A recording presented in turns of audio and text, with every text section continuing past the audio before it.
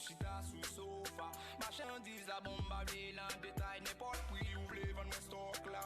Ou mettez sous ça, nobody know. Feeling ou mettez dans mwen. Senti ou mouillé façon passer, mais on quitte m'fait la langue moi.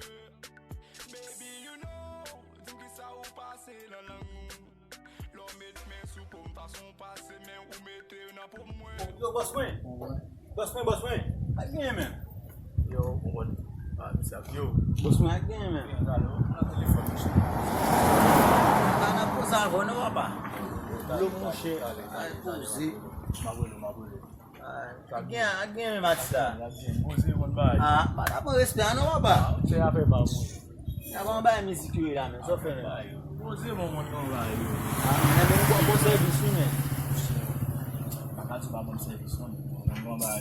Chemen, bon service pou jan pou gérer mbo sa moi ou blok mbo sa men. Mwen jero deja, so bay yo pa marché ka pa passer, do sa mwen bay.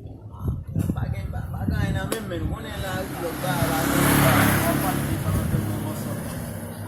Santen men man quarantaine do mpi baba so men so.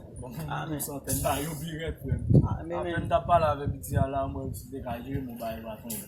Ba akon sa ouais boss c'est pas boss moi ba. Le kwa m'dap gen fait gros bagay la. Donc qui sont les gars fait ça pas dans ça, qui sont les gars.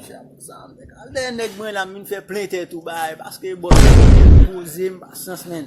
Te kal de boss, pile boss moi la, pile clan moi la men fait plein tête tout la men.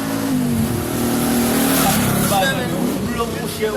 Qui sont les gars fait? Am di kon sa m'de gade tout base me ou la men. Pourquoi ça? Si ton artiste tout le monde kon artiste ou populaire de men dit mais qui est mais qui est. Allez, gon bon ba de. Qui sont doit aller? Balde tout nèg ou la men. Artiste ou mon chien. Non là ça, on ça. Mais qui sont de tout balde? Balde nèg yo pou ka vinn faire pétition pour bail musique. Ah, dis-moi que marché bien, va connaître.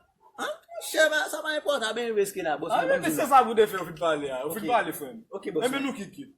OK. Tout n'a arrêté ça possible. Login ko ba gérer. Vous faites parler. Login ko. Regardez, dis-moi que là marché bien dans le bail. Bonsoir artiste. Artiste a écrit. Pas grand histoire.